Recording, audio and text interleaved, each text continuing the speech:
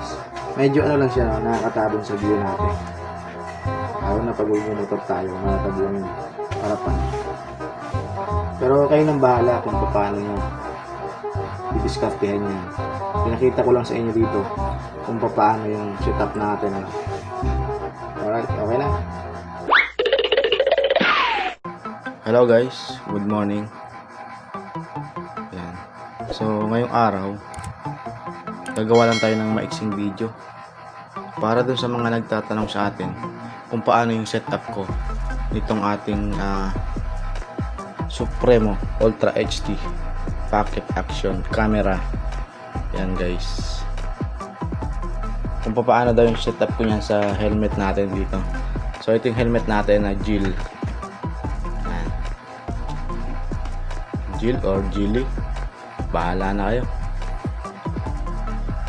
So ayan guys, yung helmet natin, yung ating mga kakailanganin na ito pang screw, no?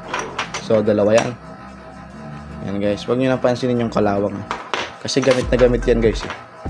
Tapos ito yung parang mga extension nya, hindi ko lang mabanggit sa inyo kung ano ba talagang tawag dito, no? Basta parang adapter, no?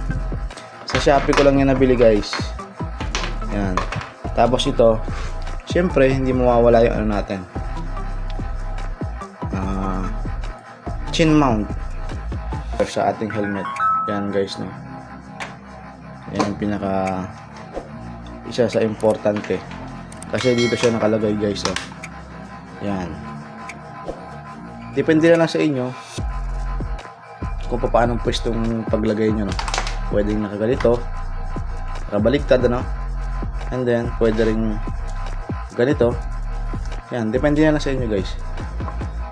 Siyempre pinakamahalaga yung ating pocket camcorder Supremo guys. Yan. So sa mga nagtatanong din guys kung ano nga ba yung memory card na ginagamit ko, ito guys, oh. Yan, nakasalpak pa yan dyan. Yan, hugutin natin, ano. Ito. Yan guys, ang brand ng kita ba? Hindi siya masyadong dito. So dalawa yung ginagamit ko na memory card dito guys. Yung E-Jet na kulay blue, hindi makita to. Ito naman Mickey MIQI, ano, na class 3. Ito 64 gig. Ayan, Mickey. Wala, hindi malabo yung video natin. Tapos yung isa naman guys, nandun sa isa nating ano, camera. E-Jet naman yun, kulay blue. So yun guys, oh, i-set up natin siya ngayon, ano. Yan yung mga kakailangan natin: chin mount, camera, tapos yung mga adapter, yung dalawang screw, and helmet. So wait lang guys, steady lang natin yung camera natin. So umpisa na natin mag-set up guys. Yan, ang unahin natin guys, ito yung chin mount, ano nya, holder dito sa pinakang ano ng helmet natin, dito sa pinakang chin, ano. Yan. Sa akin kasi baligtad ang pagkakabit ko nito guys. Yan, dapat ang tunay na kabit niyan ganito, ganito siya. Pero sa akin binaligtad ko, ano, kasi mas komportable ako pag nakabaligtad yung gamit. So ayan guys, kakabit natin siya ngayon. Yan.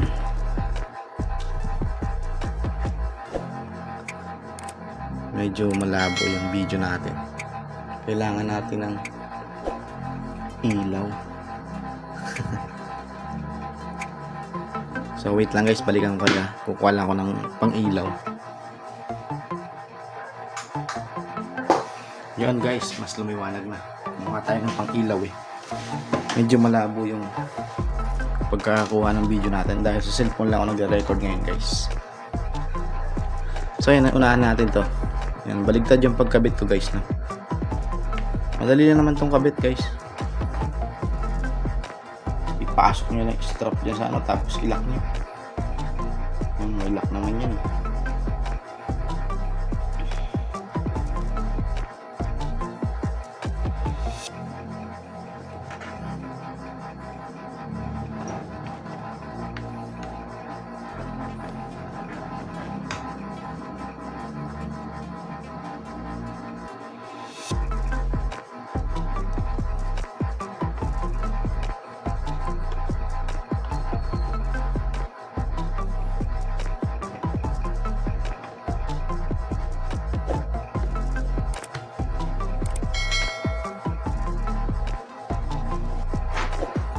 So ayan, naikabit na natin yung ating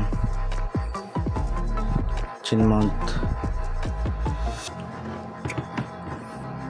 So ang isusunod natin guys, ito. Yan. Pinakang adapter nya.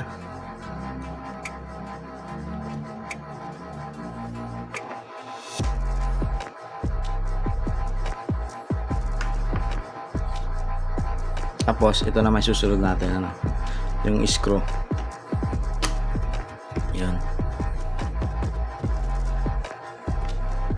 Tapos ito guys, yung isang adapter pa niya, no? So may screw na siya dito. Yan. Dahil dito natin i-screw yung ating Supremo. Yan guys, so nakikita nyo. May screwhan yan dyan sa ano, sa ilalim ng ating camera. Yan, i-screw natin ganyan.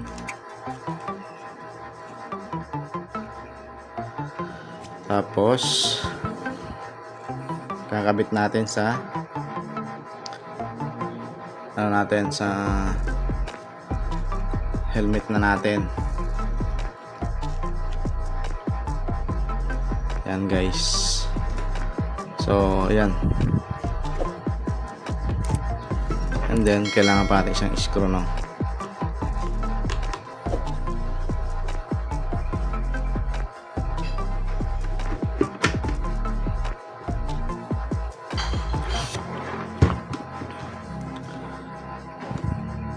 So ayun guys, no, nakabit ko na sa ating helmet yung ating Supremo Ultra HD. Kayo na lang bahala kung paano pagtansya-tansya nyo yan. Kasi pag ano guys, tumatama yan dito, oh.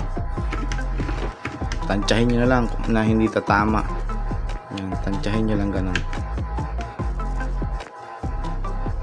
So ayan guys, na-set up na natin yung ating Ultra HD action camera. Yan. So baligtad to, baligtad yung camera natin. Nakatutok sa helmet, no. So ang gagawin natin, naiikot naman yan 170 degree. Yan, ikot lang natin dun. Tapos nakatutok na siya sa harap natin kapag magmo-motovlog tayo, no.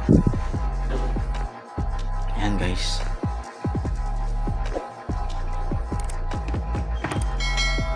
So, isukat, ayan natin, isuot natin. Yan guys, oh. Ito na yung ano natin, setup ng Supremo Ultra HD pocket action camera dito sa ating helmet na. Yan.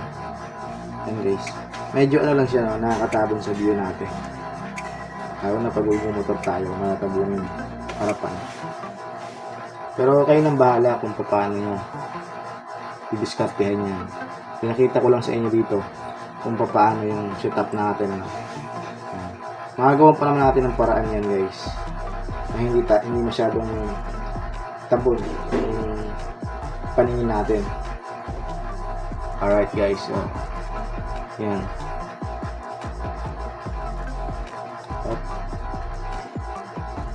Yan, sana dun sa mga nagtatanong guys, no? Sana nasagot na yung mga katanong ngayon kung paano yung setup natin dito sa ating Ultra HD pocket action camera na Supremo. Yan guys.